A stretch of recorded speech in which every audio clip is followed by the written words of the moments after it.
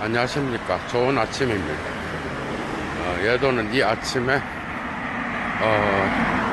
욥에 대한 욥이라는 제목으로 여러분들과 대화를 나누려고 합니다. 한편의 설교가 될지 철학자의 어떤 그 해석이 될지 모르겠는데 욥이라는 사람 상당히 구약 성서 유대 전통에서 독특한 그러한 위치를 차지하는 사람이죠. 근데 그것은 시편 그 다음에 잠언과 함께 지혜 문학에 들어가는 그러한 성서 안에서의 책인데 지혜 문학의 주된 주제는 이런 겁니다. 신에 너희의 모든 것을 의존하지 말고 신을 경외하는 것, 신의 어떤 그 존경하고 신의 말씀을 따르고 신을 두려워하는, 신을 경외하는 그런 마음, 그게 바로 지혜 문학의 어떤 핵심 주제입니다. 그죠? 그러니까 욥은 신정론에 대한 문제를 제기하면서 유명해지기도 했지만 어쨌든 그는 그의 책은 주로 그 고난의 문제, 인간의 고난의 문제를 어떤 방식으로 해결하는지 그런 관점에서 많이 해석되고 있습니다. 그죠? 그런데 오늘 저는 그것을 리케르가 해석한 부분을 덧붙여서 또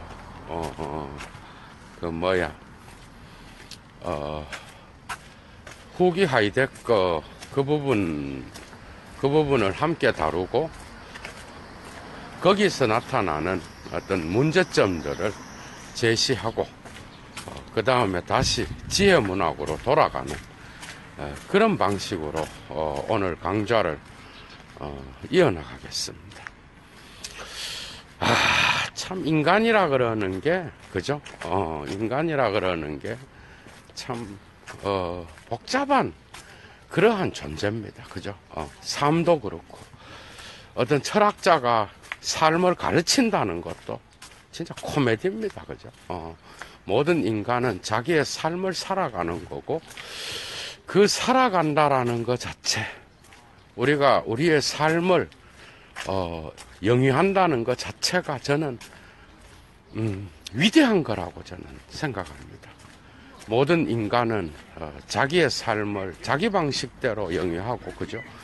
그러나 전통의 지혜라고 하는 거 있죠. 호크마, 히브리어로 호크마인데 이거는 물론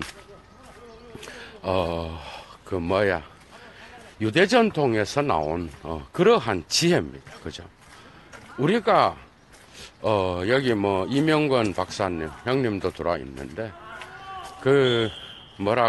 동양 전통에 그 다음에 특별히 힌두교 쪽에 인도 쪽에 엄청나게 많은 지혜들이 있어요. 인간의 어떤 그런 삶을 샘과 같은 지혜들 그죠?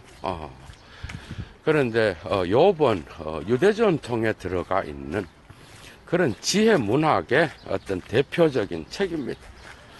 우리는 우리의 삶을 영위하지만 우리가 고전으로부터 배울 수 있는 것은 우리의 현재의 삶이 언제나 항상 부족하죠.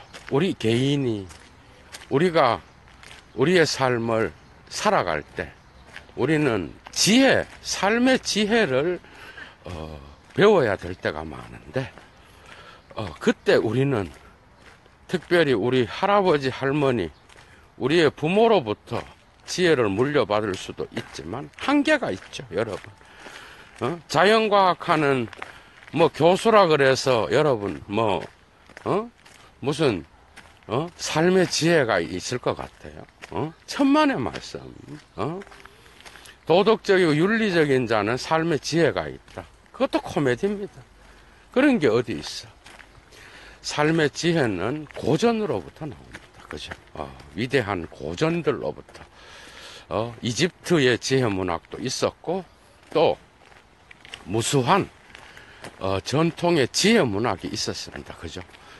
뭐, 페르시아의 지혜 문학도 있었고, 인도의 지혜 문학, 그 다음에, 중국의 지혜 문학, 한국의 지혜 문학도 있겠죠. 그 다음에 또, 일본의 지혜 문학도 있고, 이러한 지혜라고 하는 삶의 지혜는 전통에 숨어 있으며 우리는 전통으로부터 언제나 배워야 된다는 거죠. 그래서 우리는 고전을 읽는 겁니다, 여러분. 이해가 돼요? 쉽게 말하면 이런 거. 우리 아버지가 어떤 큰 기업 회장이다, 이 말이에요. 그래서 자본주의 사회에서 돈 걱정 없이 살아갈 수 있다는 거지. 얼마나 공허합니까, 그게. 에? 그걸로 삶이 다 사라져. 이 세계의 삶이 그런 방식으로 유지되고 영위될 것 같으면 참 좋을 건데, 삶은 그렇게 푸시킨이 말하듯이 삶은 우리를 속일 때가 너무 많습니다. 우리가 아무리 정직하게 살려고 해도 삶의 환경이 그것을 허락 안 할 때도 있고, 또 우리의 실존의 한계를 당했을 때 우리는 우리의 힘으로 그 모든 것들을 헤쳐나가기가 어렵다는 거죠. 예를 들면 인간의 문제 중에서 가장 큰 인간의 문제는 지혜 문학으로 풀어야 되는 경우가 상당히 많습니다. 그죠? 그래서 모든 각 시대의 각각의 어떤 그러한 문화 속에, 그래서 선조들의 지혜 문학이 필요했던 것이죠.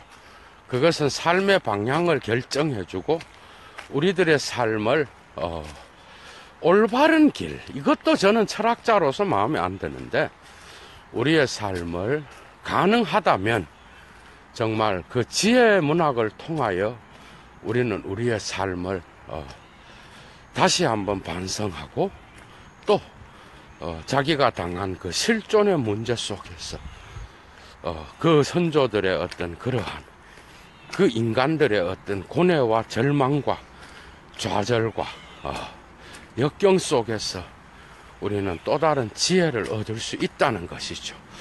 이 점에서 고전은 역시 위대한 겁니다. 그죠? 고전은 참 위대하고, 그것은 많은 교훈을 통하여, 오늘날까지, 앞으로 인류가 멸망할 때까지도 고전은 고전으로 남아있을 겁니다. 문제는 그 고전을 올바르게 해석하고, 그것을 자기의 어떤 이익에, 자기 실존의 문제에 어떤 해결책이라든지 단순한 또 그 문제에 너무나 집착한 나머지 그것에 대한 응답으로 생각한다든지 참 환상적인 해석이 많습니다. 오늘 예도는 욥을 적나라하게 한번 까발려 보려고 합니다. 이런 말이 있습니다. 우리는 욥과 대화하지 말고, 욥의 친구들과 대화하지 말고 욥과 직접 대면해야 된다. 이런 아주 쉽지만은 우리의 삶 속에서 어려운 그러한 게 있죠. 이 말은 뭔 말인가 하면, 욥의 이야기로 이제는 들어가야 됩니다. 그죠? 욥의 이야기로 들어가서 욥의 어떤 그러한 실존의 상황을 같이 이야기하면서 우리가 욥의 어떤 그 고난을 통하여 삶의 지혜를 배워보는 그러한 단계로 들어가 보겠습니다. 옛날에 우루라는 땅에 지금 우르는 거의 이라크입니다. 그죠? 제가 볼 때 요번 소설입니다, 여러분. 요번 실존 인물 구성 이런 것들이 전부 다가 소설에 기가 막히게 들어가고 기승전결이 정확하게 떨어집니다. 문학 장르입니다. 문학 장르고, 그러나 그 문학 장르가 대부분이 지혜 문학 속에서 나타나고 있다는 거죠. 다른 나라의 어떤 그러한 지혜 문학도 요 우르의 땅에서 욥이라는 사람이 살았어요. 근데 이 사람은 그 동네에서도 의인으로 불렸고, 또 자식들도 10명이나 둘 정도로 엄청나게 또 부유하고, 그래서 부유하고 잘 살았지만은 경제적으로도, 그러나 욥은 그 부유함을 이웃과 나눠 사용할 줄 아는 그러한 지혜로운 자였다는 거예요. 그는 단 한 번도 이웃에게 욕을 한 적이 없고, 자기의 어떤 부를 축적하고 할 때도 자기의 어떤 그러한 노력과 부지런함과 경영의 어떤 그 성공으로 부자가 됐겠죠. 어쨌든 성서에는 그렇게 이야기합니다. 그는 의인이었고 많은 사람들에게 존경을 받는 자였습니다. 그죠? 그런데 이 존경을 받는 이 사람이 어느 날 갑자기, 그죠? 어느 날 갑자기 쫄딱 망하는 그런 신세가 됩니다. 그러니까 욥은 어느 날 갑자기 자기 하인들과 자식들과 재산이 하루아침에 날아가 버리는 그러한 어떤 그 경험을 하게 됩니다. 어느 날 하인이 돌아서, 주인님, 일하다가 봤는데, 뭐 폭풍이 와서, 자녀들을 다 죽이고, 재산까지도 다 이렇게 무너지고, 가축들도 다 도망가고 죽고, 그래서 자연재해를 통하여, 하루아침에 그냥, 욥은, 거지 신세가 됐습니다. 그래서 자식들이 죽고, 고난 속에, 있으니까, 그 욥은 얼마나 기가 막히겠어, 하루아침에. 그러니까, 이 욥이 자기의 어떤 그 고통과 고난을, 신과의 문제 속에서, 고통 가운데에서, 풀고 있는데, 자기까지도 종기에 문둥병도 아니라 온 몸이 종기에 걸려갖고, 기와장으로 박박 긁고 앉아 있었다. 그런데, 이 상황에서, 뭐라 그럽니까? 이 상황에서, 자기 아내가 와서 하나님을 저주하고 죽어라, 이런 말까지 한다는 거죠.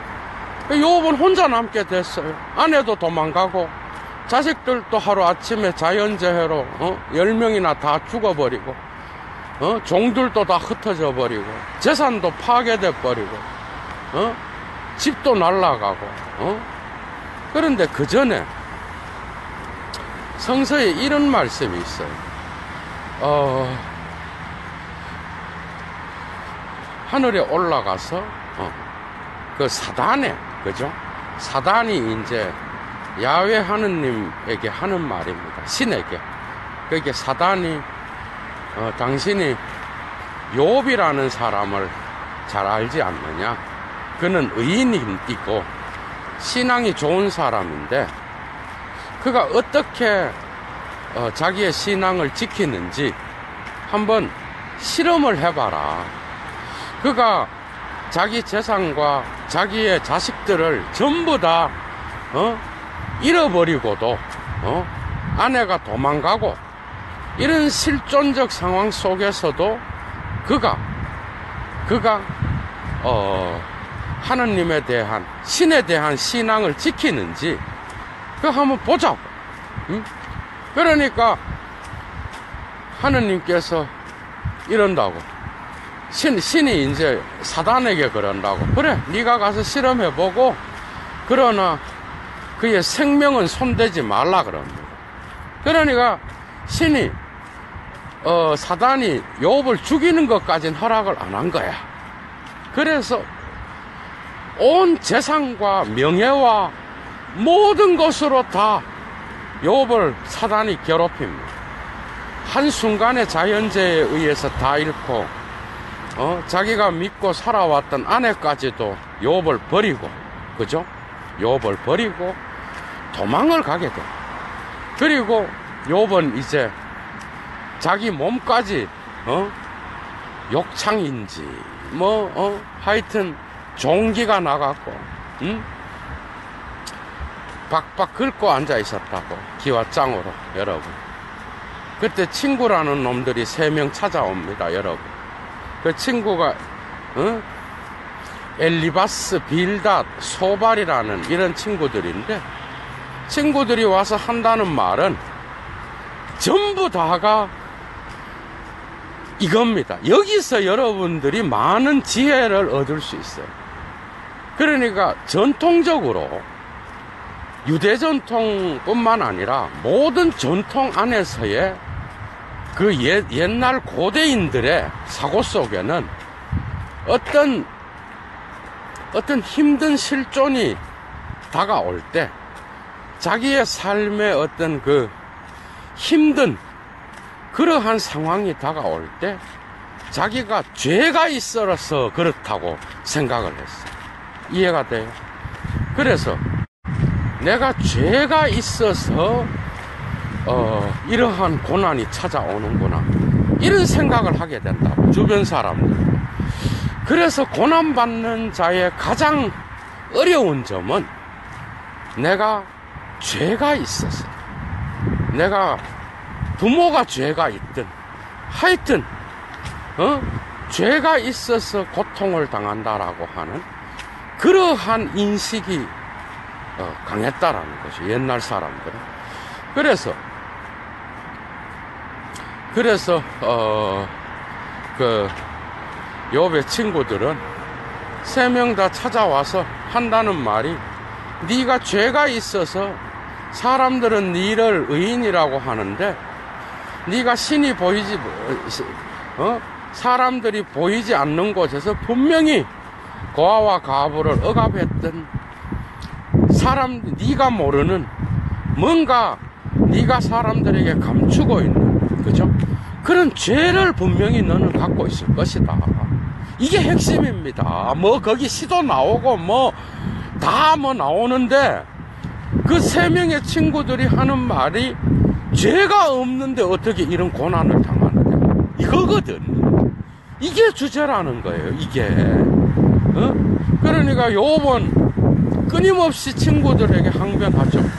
나는 단 한 번도 부녀자를 건든 적이 없고, 나는 이웃에게 어떤 피해를 입힌 적이 없으며, 어떤 남의 물건을 그냥 가져온 적도 없고, 도둑질한 적도 없고, 자기는 단 한 번도 악을 행한 적이 없다. 나의 불의는 나의 삶이 증명한다는 겁니다. 이런 방식으로 욥을 끊임없이 욥은 친구들에게 항변을 합니다. 그러니까 또 친구들이 하는 말이, 찾아와서 아니다, 네가 잘 생각해봐라. 네가 분명히 뭔가 하느님께서 신이 너에게 노할 만한 죄가 있다. 그런데 그걸 네가 모를 수도 있다. 네가 분명히 죄를 졌을 것이다.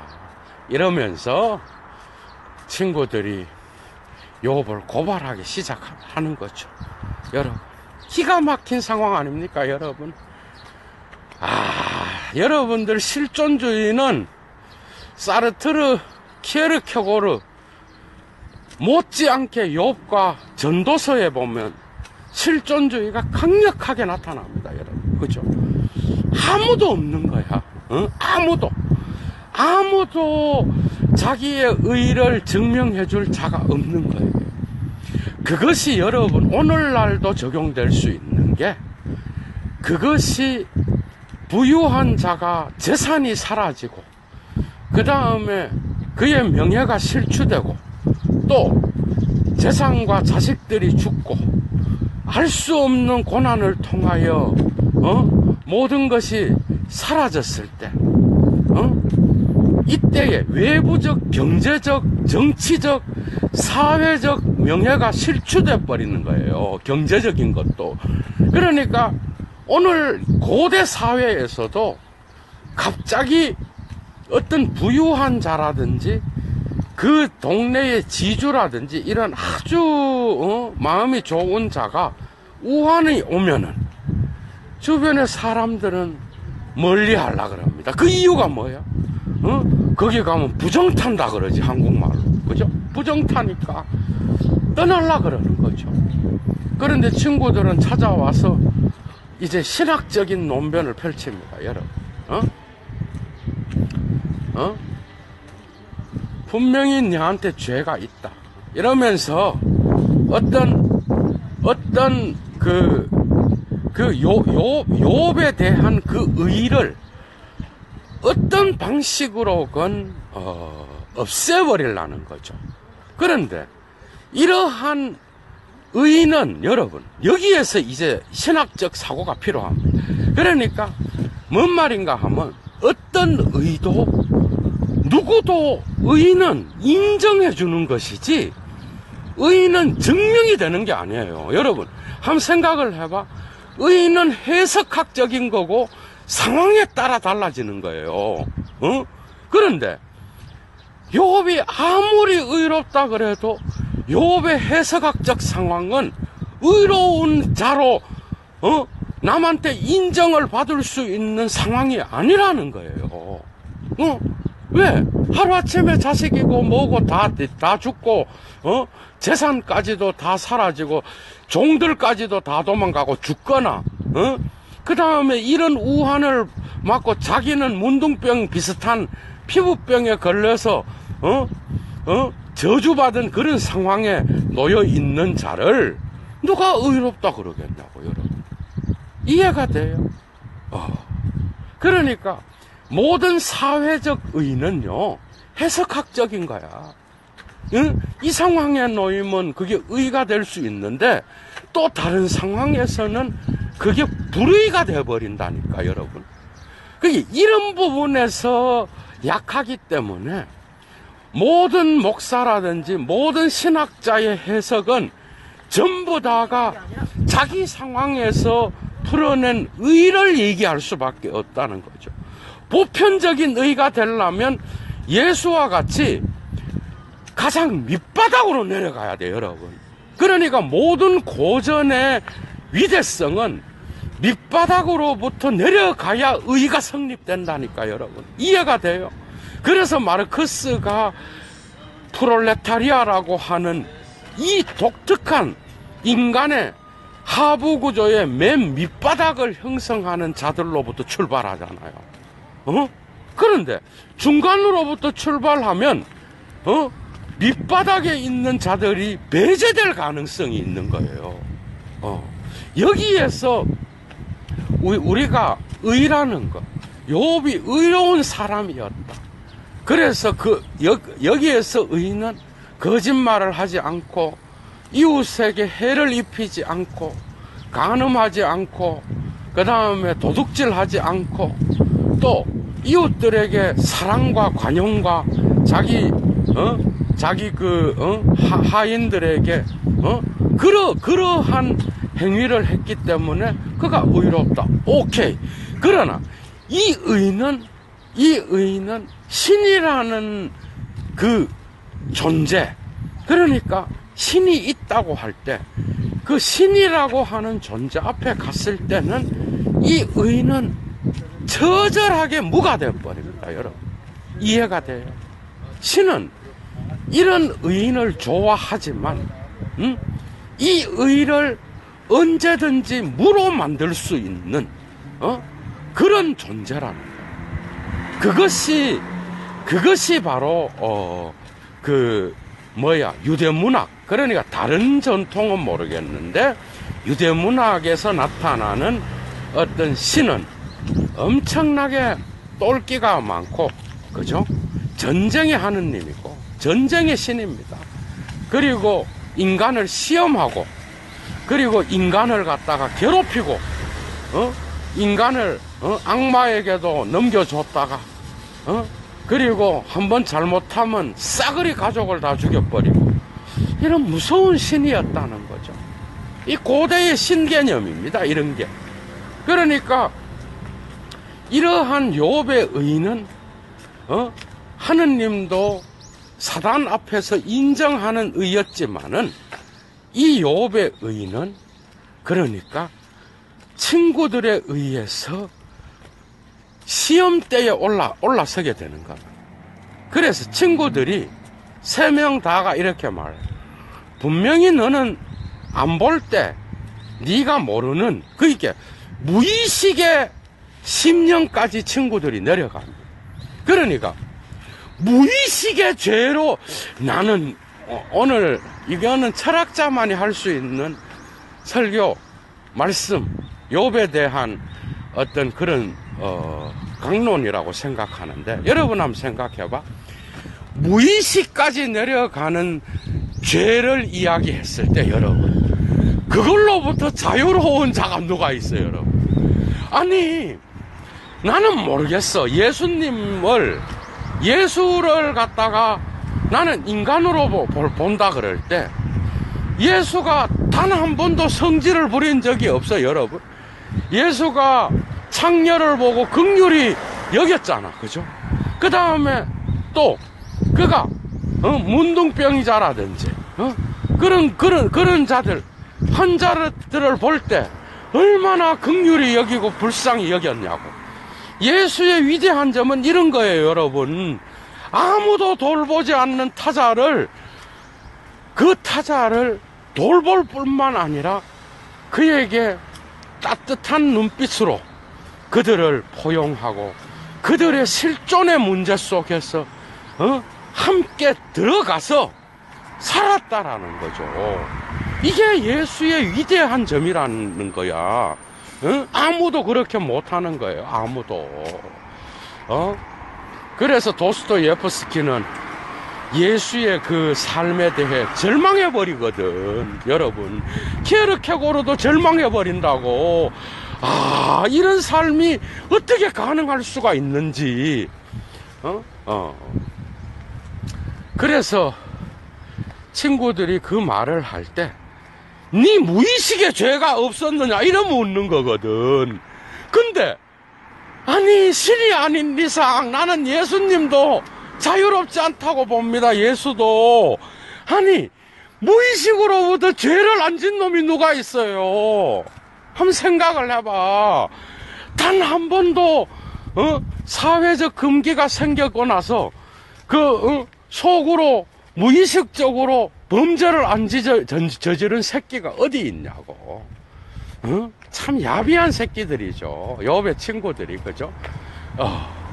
그래서 안 보고 하여튼 의식 무의식, 네가 의식하든 의식하지 않든 모든 그 영역에서 분명히 너를 의롭다고 하지만은, 여러분, 너는 의롭지 않은 행동을 분명히 했다. 그것을 찾아서 신 앞에 가서 회개하고 돌아서면 다시 너는 회복이 될 것이다. 이런 얘기예요, 이런 얘기. 그런데 한번 생각해봐, 여러분. 오늘날 무의식의 개념이 나오고 나서, 여러분들이 좋아하는 바울 알잖아, 바울이 제가 볼 때는 바울은 엄청나게 못생겼습니다, 여러분. 얘도보다 훨씬 못생겼다고 봐, 나는. 그 이유는 바울은 키가 일단 작았어. 그 다음에 대머리였고, 엄청 외모적으로 그래 잘생길 얼굴이 아니에요, 여러분. 인간적으로도 이해가 돼요. 그런데 바울이 하느님을 만나서, 여러분, 하느님을 만나서 바울이 삼층천에 올라가잖아, 그죠? 삼층천. 그 뭔가 봤단 말이야, 뭔가. 난 이런 거 부인하지 않습니다. 내가 보진 못했어도 뭔가 봤단 말이야. 하느님의 세계, 신의 세계를 봤단 말이야. 영의 세계를 봤다는 거예요, 영의 세계가. 그런데 영의 세계를 본 자가 고백하는 게 뭔지 알아요, 여러분? 나는 매일 나의 욕망에 잡혀 있다고 말하거든요. 여러분, 이게 진리 아닙니까? 나는 이게, 도스토예프스키는 이걸 기가 막히게 알았던 거예요, 인간에. 그러니까 성직자들한테서 훨씬 더 성도착적인 게 나타나는 이유가 그 모든 것들을 억압한다는 거잖아. 니체가 도덕의 계보학 제3논문에서 하는 얘기도 동일한 얘기입니다, 여러분. 이해가 돼요? 그러니까 단 한 번도 의롭게 살 수가 없는 인간이라는 거야, 인간은. 이해가 돼요? 네가 아무리 의인이라 그래도, 네가 아무리 죄를 진 게 없어도, 이 고난은 무고하게 당하는 고난이라고 할지라도, 너는 분명히 네 생각으로든 뭘로든 범죄를 했다라는 얘기거든. 신은 어디든 있고, 신은 어디에서든 볼 수 있다는 거거든. 그런데 문제는 무의식은요, 지가 그걸 의롭다고 생각하는데 무의식 속에서는 그게 죄가 된다니까, 여러분. 그게 왜곡되어 있기 때문에, 그러니까 무의식이 나오지 않았던 고대 시대에도 제가 볼 때는 의인은 하나도 없었다라는 거죠. 제가 볼 때 예수가 나사렛에서 태어났단 말이에요. 나사렛에서 자랐단 말이야. 베들레헴에서 태어났. 그게 역사적으로 어쨌든 상관이 뭐가 있어, 그게. 어쨌든 예수가 태어나서 요셉이 목수였잖아. 그럼 걔도, 예수도 어렸을 때 목수들하고 이렇게 일을 같이 했을 거 아니야. 팔아먹기도 하고. 그런데 예수가 어릴 때부터 지혜가 자라나고 이런다는데, 여러분 한번 생각해봐. 동네 애들이랑 한 번도 안 싸우고 예수가 살았겠어요, 여러분? 아이고, 한번 생각을 해보셔. 다 신화입니다, 신화. 한번 생각을 해봐. 예수는 인간이었어요. 인간이 어떻게 단 한 번도 성질을 안 부리고 한 번도 안 싸울 수가 있어? 동네 애들이랑 치고받고 하기도 하고, 대장질을 하기도 했는지 그건 모르겠지만, 천자문을 띄기도 하고 했겠지만, 우리나라 말로, 그죠? 유대경전을 밥 먹듯이 읽고 그걸 잘 해석한다는 성경의 말씀이 한 구절 나오긴 나와. 그런데 그런 자라고 인간인데, 인간으로서 어릴 때 살았겠지, 여러분. 그 동네 여자애들 지나가면 쟤도 참 예쁘기도 하다 이러면서 예수도 생각했겠지. 안 했겠어요? 그게 인간인데, 그렇게 성장하면서 예수가 광야로 가서 사단과 대결하잖아, 그죠? 저는 그 이후에 예수의 어떤 그 삶에서 사단과 대결한 40일 이후에 있죠. 이후의 삶은 달랐다라고 확신합니다, 여러분. 그런데 뭔가 그 전에 하느님의 아들로 태어나가 거룩하게 아이가 자라났다. 아이고, 그런 게 어디 있어, 세상에. 그런 건 없습니다, 여러분. 생각을 한번 해보셔. 그 바울 봐봐, 바울. 성령을 받고 삼층천에 올라갔는데도, 맨날 고백하는 게 뭐야? 나는 단 한 번도, 내가 이 육체를 가진 이상, 내가 볼 때 이게 성적 욕망이라든지, 그런 욕망입니다, 여러분. 그거 보면 뻔하지. 그 다음에, 루소도 봐, 루소. 루소도 자기 고백록에, 자기가 어떤 여자에게도 만족을 못해서 자유행위를 한다 그러잖아. 데리다가 또 그걸 갖고 와가 또 자기 철학에서 처먹고 앉아있지만 코미디입니다, 진짜. 그런 거예요, 여러분. 의인이 어디 있어, 여러분. 여러분들이 정죄하는, 그 범죄자들을 손가락질 하지만 무의식적으로는, 이런 사회에서, 높은 계층이라든지 이런 새끼들이 더 할 수가 있는 거죠. 단지 법적으로, 죄를 짓지 않았다라는 그거 뭐 하나만 다룬 거지 뭐. 인간이라 그러는 게 뭐가 그렇게 차이가 나겠어. 그런데 뭐 도덕적으로 좀 더 윤리적인 인간은 있겠죠. 그런데 철학은 도덕을 넘어섭니다, 여러분. 도덕이라는 게 얼마나 위선적입니까? 그죠? 니체가 말했듯이 정말 위선적인 거죠. 내면으로 들어가면 지는 더해요. 혼자 있을 때, 그래서 친구들이 찾아와서, 욥을 갖다가, 그렇게 말한다. 욥은 또, 나는 범죄한 적이 없다. 나는 단 한 번도, 어떤 죄로 진 적이 없고, 나는 언제나 신 앞에도 떳떳하다. 나는 의인이다.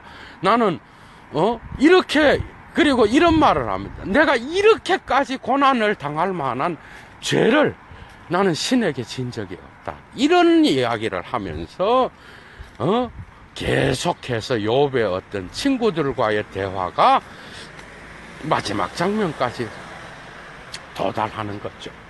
여러분, 참 독특합니다. 그러나 반전은 여기서 일어나는 게 아니에요. 반전은 엘리후가 나오면서 하느님의 어떤 이 고난의 개인의 문제를 하느님의 창조론으로 갖고 가는, 거기서부터 반전이 일어나는 거예요. 이해가 돼요?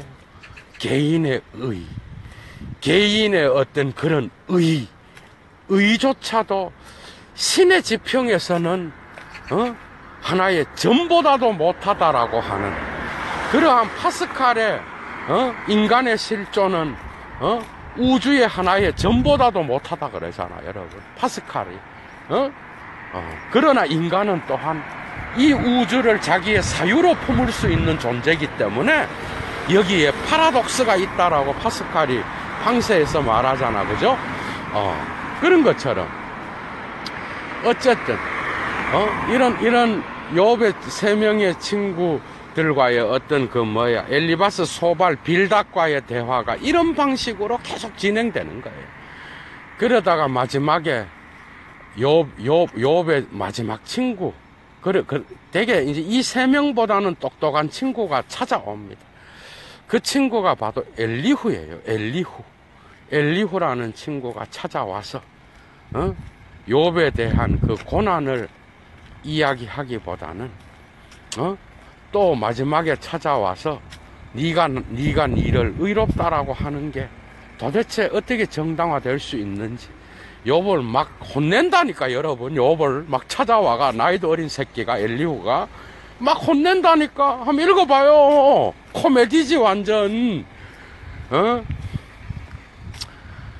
그러다가 이제 40장 넘어서면서 마침내 신이 나타납니다, 여러분. 우리가 욥의 친구와 대화하지 말고 욥과 대화하자는 것은 바로 이런 뜻입니다. 바로 욥의 그 고난을 신과의 관계 안에서 보자, 이런 뜻이에요. 그런데 대부분의 해석은, 욥의 친구들은 욥은 의인인데 욥을 오해하고 나쁜 놈들이다, 이렇게만 알고 있다고. 천만의 말씀. 욥의 친구들과의 대화에서 얻을 수 있는 지혜가 한두 개가 아니에요, 오늘날의 관점에서. 락강과 지적이라고 했다면 예도도 그렇게 해석합니다. 무슨 지가 의인이야, 의인은. 실제로 범죄는 안 했겠지만은 예수는 그러잖아요. 네 무의식의 죄도 죄라 그러잖아, 예수가. 아, 정말 레디칼한 인간이에요, 그죠? 네가 실제로, 어떤 여자랑 이렇게, 범죄를 하진 않았지만, 그 여자 지나가는 여자를 보고 마음의 음욕을 품어도 예수는 죄라 그러잖아, 여러분. 여기에 이 스탠다드에 맞을 수 있는 인간이 누가 있어? 평생을 살면서, 상당히 어려운 얘기죠. 연극을 하지 않는 이상 저는 다 가면을 쓰고 연극을 한다고 보지, 천만의 말씀이죠. 인간이 그렇게 의로울 수가 있어요. 마지막에 신이 찾아옵니다. 그죠? 그래서 욥에게 너는 대장부와 같이 허리띠를 졸라매고 내 말을 들어라. 이제 신이 찾아와서 욥에게 질문합니다. 그죠? 뭐라는가 하면은, 네가 이 세계를 만들었느냐? 이 세계가 어떻게 만들어졌는지 아느냐? 비가 남쪽에서 내리고 북쪽에서 바람이 불면 이 세계에 어떤 현상이 일어나는지 아느냐? 악어의 가죽이 왜 저렇게 두꺼워서 창으로 찔러도 안 들어갈 정도로 그렇게 두껍게 만들었는지 너는 아느냐? 너는 이 세계의 나무들이 왜 이렇게 있는지 아느냐? 기가 막힌 질문을 던집니다, 여러분. 참 진짜 이 뭔 말이야 도대체. 그러니까 욥은 지 고난을 이야기하고 앉아 있는데 신은 찾아와 딴 얘기하고 있어요, 여러분. 근데 이상한 일이 일어나죠. 그러니까 이런 거죠. 이 세계의 우주론을 신은 이야기하는 거예요. 내가 나무를 만들 때 네가 있었느냐? 내가 이 동물들을 지을 때 네가 있었느냐? 내가 인간들을 만들 때 네가 있었느냐? 너는 없었다라는 거야. 너는 무였다라는 얘기예요, 여러분. 이해가 돼? 너는 어디에도 없었고 모든 것은 다 내가 했다. 모든 존재의 주인은 나다라고 하는 말이야. 그런데 욥은 하느님의 말씀, 신의 말씀에 귀를 기울이면서 이상한 눈빛이 점점 이상한 지평이 형성되기 시작했어요. 이해가 돼? 그러니까 어떤 지평이 형성됐는가 하면은 욥은 자기의 고난을 신의 지평으로 옮겨 놓을 수가 있었다는 거예요. 이해가 돼요? 그러니까 처음에는 자기 실존의 문제에만 갇혀 있었는데 이 신의 말씀을 자꾸 듣는 거야. 네가 어디 있었니? 악어 가죽이 왜 나오고 리어바단이 왜 나와 거기에? 근데 그 우주론을 들으면서 지가 한 건 아무것도 없거든. 자기는 언제나 무로부터 태어나서 무로 돌아가는 존재라는 걸 일깨우는 거예요, 여러분. 그 존재, 그 있음은 언제나 유대문학에서는 하느님의 말씀이고 신의 말씀을 따르는 것, 신을 경외하는 게 바로 이 세계의 최고의 지혜라고 이야기하고 있는 게 유대문학이거든요. 이해가 됐어요? 그런데 욥은 이런 상황에서 그 우주론적 신의 말씀을 들으면서 귀를 기울이면서 점점 회복되기 시작합니다, 여러분. 이건 실존의 문제입니다. 여러분들, 실존의 문제. 쉽게 말하면 키에르케고르의 말대로 신과 인간과의 단독자의 관계에서 지금 서 있는 거예요, 욥은. 이해가 됐어요?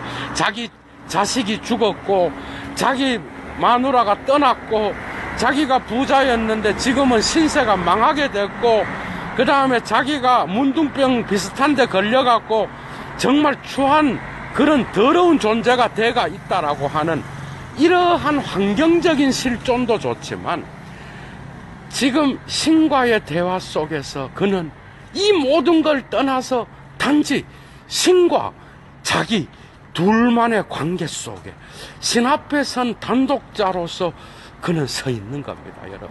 이해가 돼요? 그러니까 이 우주론을 들으면서 욥은 자기의 실존으로부터 점점 우주론적 눈을 뜨기 시작했다라는 거예요. 그 순간에는. 이해가 돼요? 그러면서 자기의 고난을 신의 관점에서 볼 수 있는 그러한 호리존트 지평을 그는 만나게 됩니다. 맞죠? 만나게 되면서 욥은 첫 번째 모든 신의 어떤 그 말을 듣고 욥이 첫 번째 고백하는 거는, 내가 지금까지, 여러분 생각해봐, 여기에서 예도의 해석과 신학자나 일반 목사들의 해석이 다릅니다. 들어봐. 내가 지금까지 내가 할 수 없는 말을 했고, 내가 나의 이 오성으로는 이해하지 못하는 그런 말들을 내가 했습니다. 이해가 돼요? 내가 친구들과 의인이다. 씨발. 친구들이 니는 죄가 있는 놈이다. 이런 말들이 신의 우주론과 창조론 앞에서는 하나의 점도 안 되는 거라고. 이해가 돼요? 여러분들 자식 새끼들, 여러분들이 낳지만은 여러분들이 언제까지 그 자식 새끼가 여러분들의 주인이야? 여러분들의 생각을 해봐. 단 하나도 이 세계에는 지나가는 거예요, 다.